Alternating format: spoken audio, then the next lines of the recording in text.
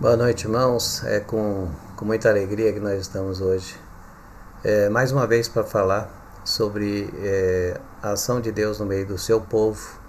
E é importante a gente ressaltar que essa ação de Deus é diferenciada, né? A gente vê através desse livro, do livro de Sofonias, né? Que nós estamos aí estudando, a gente vê que Deus ele prepara as coisas, né? Ele coloca o seu caminho, ele coloca a forma de agir, ele coloca as suas condições, né? Ele mostra principalmente para nós cristãos, com segurança como a coisa vai acontecer, como Deus vai tratar as nossas vidas. E eu gosto muito desse texto. Esse texto, ainda bem que ficou para mim, esse livro, esse último capítulo de Sofonias, né? É um texto que eu gosto muito. Ele diz algumas coisas muito bacanas, muito bonitas, né? Que ele fala assim: ó, eu venci, eu lutei, eu derrotei os teus inimigos e agora eu estou no meio de ti. Alegrai-vos, alegrai-vos. Mantenha sempre a alegria no seu coração, porque a partir de agora algo diferente pode acontecer nas nossas vidas. É assim que eu vejo esse texto. É um texto de uma história muito forte, de uma história muito importante, mas que traz alegria, a alegria de estarmos na presença do Senhor, a alegria de conseguirmos, né, de alguma forma, mostrar ou aprender, né, como Deus lida com algumas situações, como Deus ele interpreta a condição do povo e a forma como o povo tem procurado agir ou tem escolhido viver, né? E essa história de Sofonias de hoje, desse capítulo 3 em especial, é bem isso, né? De que forma você está escolhendo viver? De que forma você pretende se relacionar com Deus? E o livro é muito bonito, aí nós temos aqui uma mensagem diferente, né? E eu estou aqui tentando falar com vocês sobre isto, né? Que é como Deus, né? Como Deus julga o seu próprio povo, como Deus age através do seu próprio povo e como Ele promete, como Ele trabalha no nosso coração as suas bênçãos, como Ele coloca isso de uma forma simples, de uma forma fácil de entender, difícil de cumprir, viu, meus irmãos? Difícil de cumprir. A gente vê aqui nessa cena algo nascendo de algum lugar que aparentemente não teria mais nada que brotar, né? Mas a gente vê aqui a forma como Deus ele faz as coisas aparecerem, né? Do nada, de uma terra sem vida, ele começa a mostrar que ele vive e que existe uma esperança, existe um caminho, existe algo muito sério que a gente tem que tratar nas nossas vidas. Um pouquinho dessa história, né? Sofonias, ele atuou, como lá diz no capítulo 1, mais ou menos próximo, né, do rei Josias. Só lembrando quem foi o rei Josias, né? O rei Josias, ele foi aquele rei que ainda jovem foi chamado para o reinado, bem criança, e ele por 8 anos ele lutou. Ele pretendia trazer o povo de novo à presença de Deus. Então ele lutou demais com esse povo. Ele fez vários movimentos para tentar trazer o povo de volta à presença de Deus. E ele fez algumas coisas muito interessantes. Uma das coisas que ele fez foi tentar destruir, tentar acabar com aqueles locais de adoração que o povo tinha, porque eles herdaram de outros povos, eles se misturaram com outros povos e trouxeram alguns costumes, alguns locais de adoração, onde eles colocavam seus ídolos, né? E ali eles se colocavam diante desses ídolos e faziam as suas adorações. E aí Josias foi tentando destruir tudo isso. Não conseguiu. Não foi vitorioso nessa luta que ele travou com o próprio povo. Mas ele tentou. Ele fez bastante coisa. E Sofonias está nesse período, né? Está falando nesse período do reinado. E o que acontece aí também, um pouquinho da história, né? O Sofonias está anunciando aí uma queda do Reino do Sul, de Judá, e de Jerusalém, da cidade que era a referência do povo de Israel.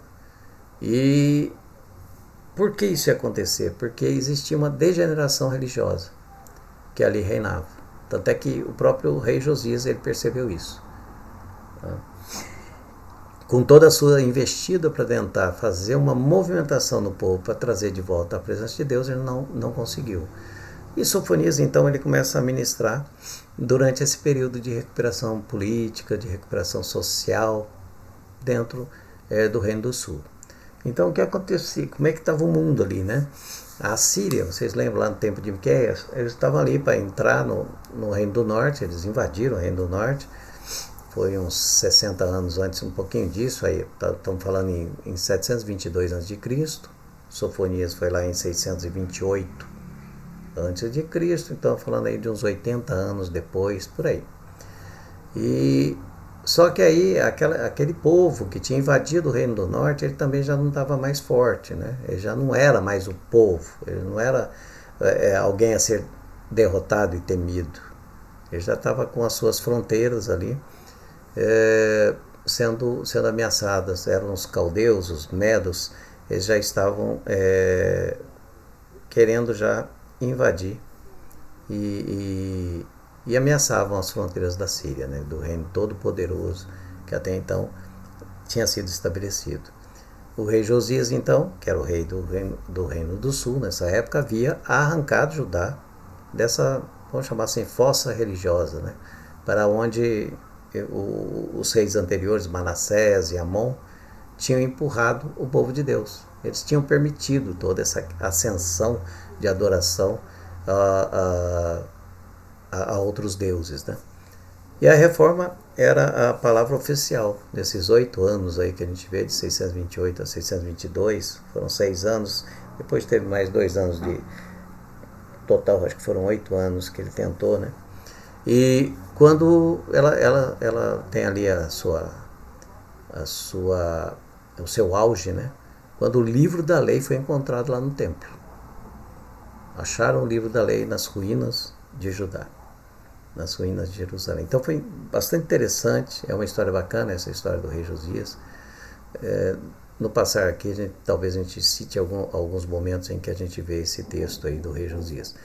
Mais importante a gente saber que Sofonias, ele trabalhou o povo, ele ministrou para o povo num período de recuperação, num período que o povo estava tentando se estabelecer de novo como nação, de lutar para vencer as investidas dos povos externos. O povo está tentando se levantar. E Josias, ele se preocupou muito nessa época em trazer o povo à presença de Deus, que ele sabia que a presença de Deus poderia mudar a história desse povo. Bom, o Senhor então ele apresenta através desse livro um paralelo aí, né? A gente vê um paralelo do comportamento que nós temos, o comportamento humano e o comportamento de Deus. E a gente vê Deus falando através do profeta e mostrando, né, que nós temos um comportamento injusto e opressor e que Deus tem um comportamento justo e bom e benigno, bem diferente do nosso comportamento, bem diferente do comportamento do povo, bem diferente do comportamento dos líderes políticos e dos líderes religiosos da época, bem diferente. As pessoas ali estavam querendo se estabelecer, em ganhar recursos, e não importava a quem ou quem teria que ser prejudicado para que eles pudessem conseguir os seus recursos ali, né? Uma história que se repete, nós vemos isso acontecendo até os dias de hoje, né? E qual que é essa mensagem que eu procurei tirar do livro aí, ou principalmente desse capítulo, né? Esse livro ele traz aí que o iminente dia do Senhor será um tempo de terror para a idólatra Judá, e os arrogantes das nações vizinhas será então, o que eu quero dizer aqui é o seguinte, você lembra que eu falei que lá com Josias, o rei Josias, ele tentou tirar a idolatria do meio do povo? Então ele continua dizendo que o dia do Senhor, o dia em que o Senhor se manifestar sobre o povo, será esse tempo um tempo de terror e para os idólatras e para os arrogantes das nações circunvizinhas, mas o tempo de ternura para o remanescente de Israel, que confia, mais um tempo de ternura para o remanescente de Israel, que confia em Deus, e assim partilhará as bênçãos prometidas. Aí vocês podem me perguntar assim, mas o que deu de errado? Né? O que deu de errado? Vamos pensar. Na época de Miqueias, Deus já tinha anunciado que ia ter problema, que eles iam ser invadidos, que eles iam ser levados cativos. Passado algum tempo, Deus avisou, ó, vai vir para o sul também. Olha, o sul também vai ser prejudicado, vai ser castigado. E aí alguém se levanta lá no sul e fala, gente, vamos voltar para Deus, porque é a chance que a gente tem de ser perdoado por Deus. Porque até então eles entendiam que o castigo de Deus era em função do pecado. Então o perdão do pecado os livraria do castigo. Mas não era isso que Deus estava falando. O perdão do pecado os aproximaria de Deus. E aí Deus ia trabalhar os seus corações. Mas teria um caminho a seguir, um caminho editado dessa vez por Deus e não pelos homens. Mas enfim, o que deu de errado então? É que apesar dessas realizações que foram chamadas de militares religiosos, porque ele usou os militares também, o rei Josias, né, para fazer essa nova ação, para destruir esses lugares de oração, esses lugares de adoração a outros deuses, né? Apenas um pequeno remanescente seguiu com plena dedicação ao rei em seu retorno à fé centrada em Deus. Por isso, Sofonias, depois dele veio Jeremias também, denunciou o pecado e anunciou a iminência e severidade do julgamento que estava por vir. Então o que a gente vê aqui é que o povo, pouca gente ouviu, pouca gente deu ouvido, poucos. E aí o texto chama de remanescentes, né? Aqueles que ficaram firmes, sofreram, mas ficaram firmes, acreditando na restauração que Deus poderia fazer com a cidade e com o seu povo. Muito bem, então começa lá o capítulo 3, ele começa falando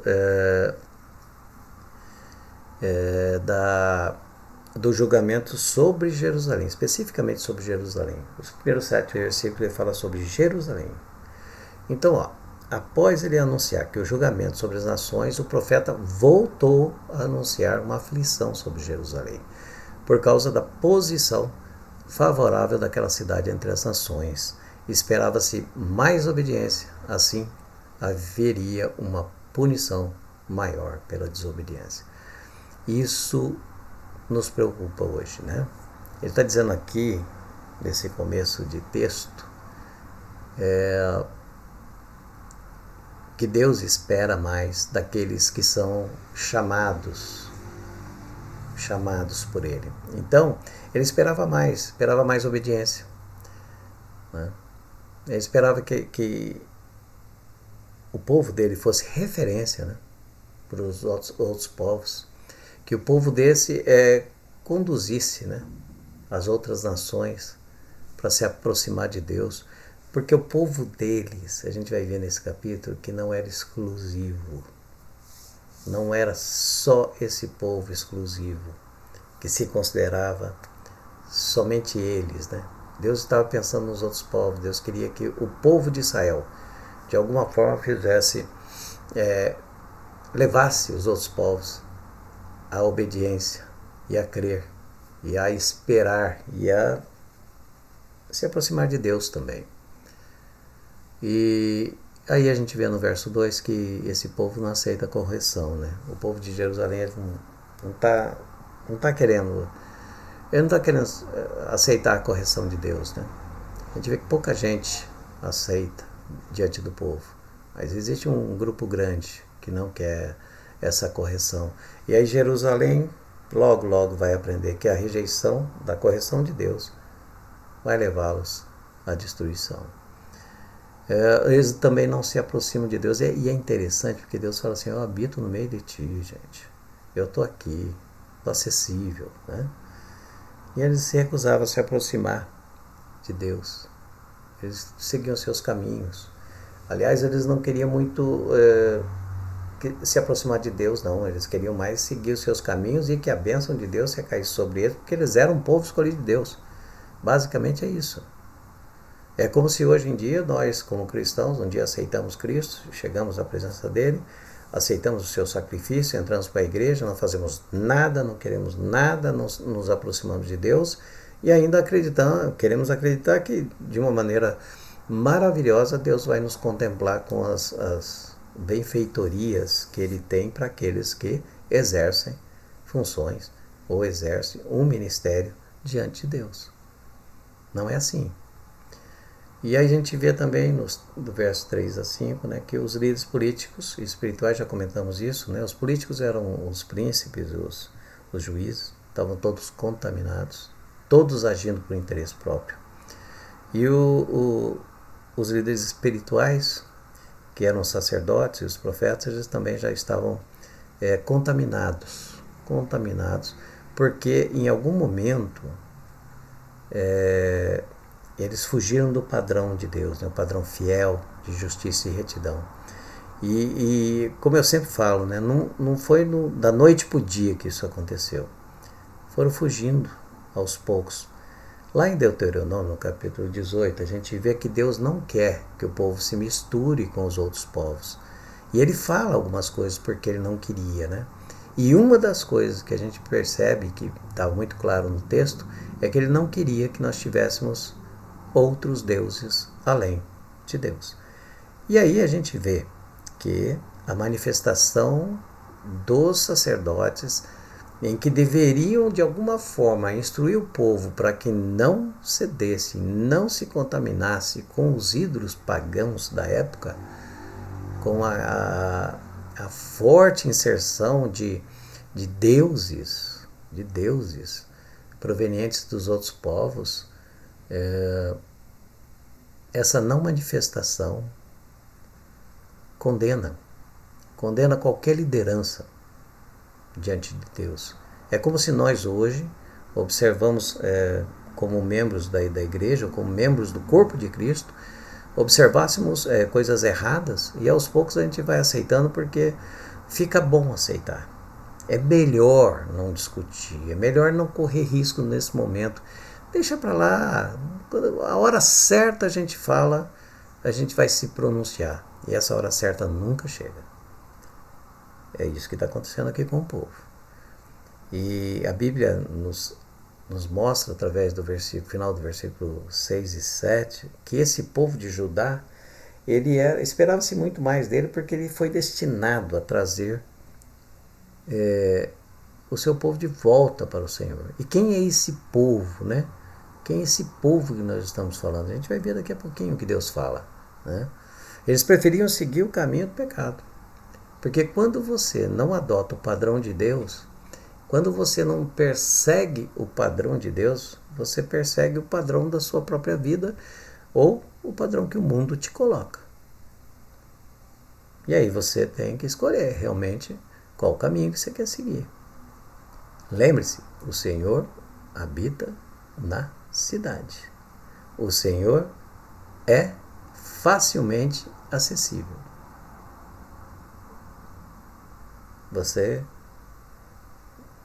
que sabe, né, como você vai agir a partir dessa mensagem, né? No passado, o povo preferiu continuar no pecado, continuar fazendo vista grossa ao que Deus estava falando. No versículo 8 a gente vê que aí o profeta ele se desloca lá da invasão de Judá pela Babilônia para o futuro dia do Senhor, né? E ele começa a falar um pouquinho da grande tribulação. Quando isso vai acontecer, né? Quando o Senhor reunir todas as nações para o julgamento. Vai ser tribulação por quê? Porque as nações vão sofrer o julgamento pesado do Senhor. Mas o fiel remanescente, eu imagino que seja esse humilde que fala lá no capítulo 2 de Sofonias, ele é exortado aí a esperar e confiar para que o Senhor execute o seu julgamento. Então a gente vê aqui claramente a preocupação do profeta em mostrar que tribulações elas vão acontecer, elas estão acontecendo, elas acontecem na nossa vida, mas a grande tribulação será definida no momento em que Deus vier julgar todos os povos. Vai julgar todos, tanto os crentes, os não crentes, todos os povos serão julgados por Deus. Esse sim vai ser um grande dia de tribulação. O que nós passamos no dia a dia aí não é tribulação não. Não chega, está longe de ser a tribulação desse dia. E o que seria esse dia do Senhor? Isso é lindo, é maravilhoso nesse texto. É a primeira vez que eu vejo assim no Velho Testamento. É a primeira vez que a gente vê expressamente através de uma fala muito forte. Ele fala assim, os gentios recebem a promessa de renovação espiritual. Vocês têm ideia do que é isso? Quando ele fala isso para o povo de Israel, que era um povo que achava que entendia que não existiria outro povo a ser escolhido por Deus, que ninguém tinha o direito de ser escolhido por Deus, que ninguém poderia estar na presença de Deus como eles estavam, como eles julgavam que estavam. Aí Deus fala que os gentios, aqueles que não são judeus, que não pertenciam ao povo judeu, esses gentios, esses que lá, quando sofreram na invasão de Nínive, quando sofreram, vocês acham que Nínive não tinha nenhuma pessoa boa, mesmo com a destruição de Nínive? Em Naum a gente vê isso, né? Você acha que também lá na destruição de outros povos, quando existia, invadia e tomava, você acha que aquele povo que sobrou, que virava cativo de algum outro povo, você acha que não percebeu ou não viu a ação de Deus? E você acha que eles não poderiam receber essa renovação espiritual? E é isso que Deus está falando aqui. Os gentios vão receber a promessa de renovação espiritual e a possibilidade de servir ao Senhor em harmonia. Eles vão ser castigados, eles têm o seu castigo. Alguns já foram, outros serão. Mas eles servirão ao Senhor. Terão a possibilidade de servir. Olha que coisa maravilhosa. Que coisa extraordinária que Deus está falando aqui para o povo. E coisa dura, né? Porque eles achavam que só eles. Mas não, ele está falando aqui que os gentios, eles também receberão essa promessa. E Israel será o recipiente das bênçãos pactuais. Ou seja, é de Israel que vai sair a purificação para as outras nações. É de Israel, o Israel verdadeiro, que Deus escolheu e que Deus fez pactos de bênçãos. Essa Israel distribuirá todas as bênçãos para outras nações. Ele será o recipiente das bênçãos, né? Nele, no povo de Israel, no Israel de Deus, todas as bênçãos vão estar ali concentradas, né? Vão estar ali provenientes, fluindo através do povo. E esse texto nos diz assim que os gentios, né, que não é o povo judeu da época, né, eles receberão a verdade espiritual e servirão ao Senhor e se reunirão para adorar a Deus em Jerusalém. Isto é extremamente importante, talvez a maior de todas as mensagens desse livro, porque ele abre o precedente para que outros que creem que não é do povo judeu, isso lá no Velho Testamento, dizendo, olha, eles receberão a verdade espiritual e servirão ao Senhor. Que maravilha, que coisa diferente. Mas ele diz também que existirá o remanescente fiel lá do povo de Israel mesmo. Alguém que vai lá se colocar nos buracos, né, dos muros. Coisa que é bem falada aí no Velho Testamento. E ele será restaurado, eternamente curado pelo Senhor. Suas chagas, a sua dor será curada. E habitará no meio deles para assegurar sua bênção. O fiel remanescente de Israel será redimido em meio aos escombros das nações. Verso 11 a 13, né? A gente vê que o Senhor irá expurgar o orgulhoso e o ímpio do meio deles, e vai deixar apenas os humildes. Prosperidade material, ele fala em prosperidade material, e paz os acompanharão, permitindo-lhes apreciar as ricas bênçãos de Deus, sem nenhuma perturbação. Esse texto de Joel também é bem conhecido, de Miqueias, que a gente já citou. São textos que mostram isso, né? A forma como Deus vai retirar o remanescente fiel no meio dos escombros, né? E aí vem a era messiânica, que é os versos 14 ao verso 20, e ele começa a descrever essa era com as bênçãos milenares e bênçãos de restauração do povo, né? E a gente vê que a base da alegria aí, que ele mostra no verso 14, é que os dias de julgamento de Israel passaram, e o rei vai habitar no meio do seu povo. O Senhor vai retornar como Senhor e Messias, certo? Esse é o momento que ele está falando.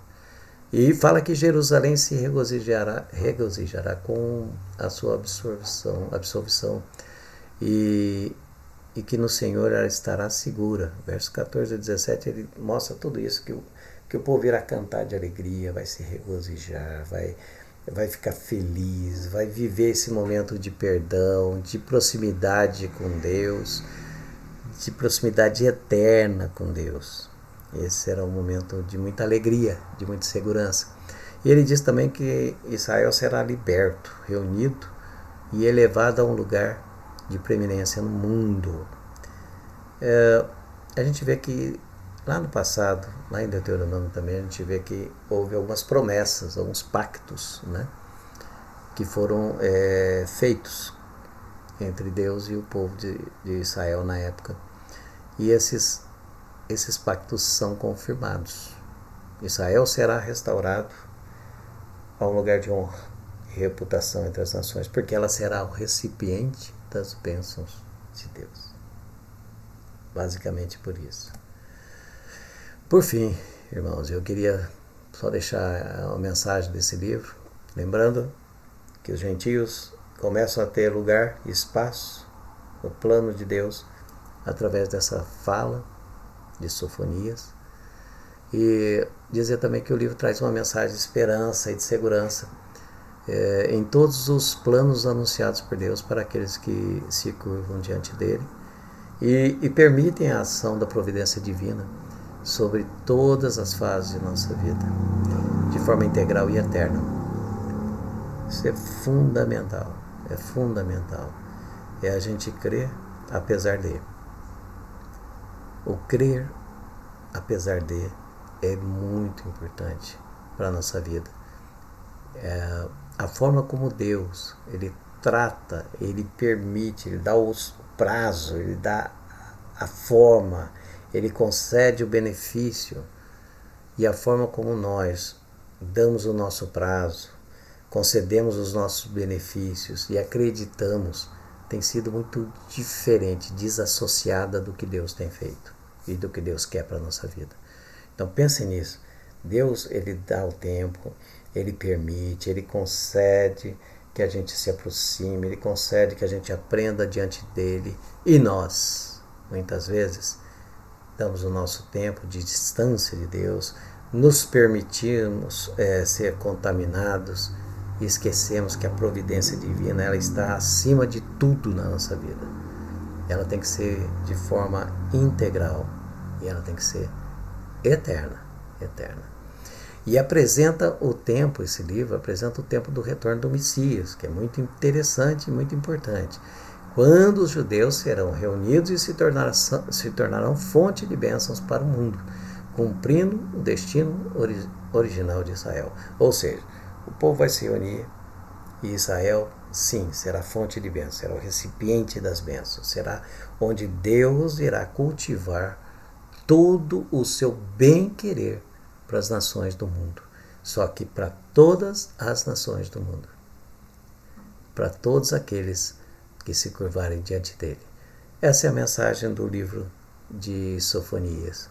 Uma mensagem, de novo, forte, dura, mas com um plano e alguma coisa mais recente que a gente pode ver, que se aproxima muito do Novo Testamento, né? Quando o Evangelho vai sendo anunciado para as outras nações. Nós vemos aqui claramente Deus falando e mostrando que os gentios terão possibilidade de servi-lo e possibilidade de adorá-lo.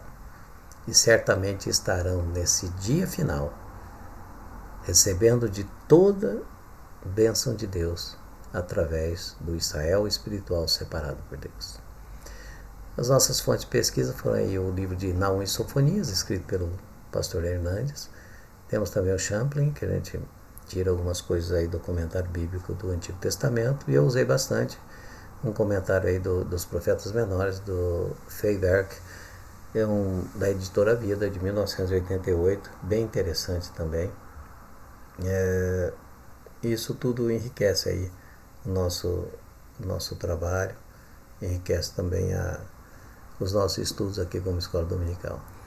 Eu gostaria de agradecer a todos e de deixá-los aí alegres, porque através de Sofonias, do versículo 15 do capítulo 3, que diz assim: o Senhor lutou por nós, eu lutei, eu destruí os povos que te causam aflição, eu derrotei eles por vocês, e agora eu estou no meio de ti, agora eu estou no meio de ti. Verdadeiramente precisamos acreditar nisso, que ele sempre esteve, ele sempre foi vitorioso nas nossas batalhas, e ele certamente vai estar conosco, e nós estaremos com ele nesse lindo dia, que para uns vai ser de tribulação, mas para nós que acreditamos na graça de Deus, vai ser um dia incomparavelmente melhor do que todos os outros dias que podemos viver aqui na Terra. Que Deus abençoe grandemente a nossa igreja, grandemente a nossa escola, e a todos que comigo tiveram a oportunidade de aprender um pouquinho sobre Sofonias. Deus os abençoe. Amém.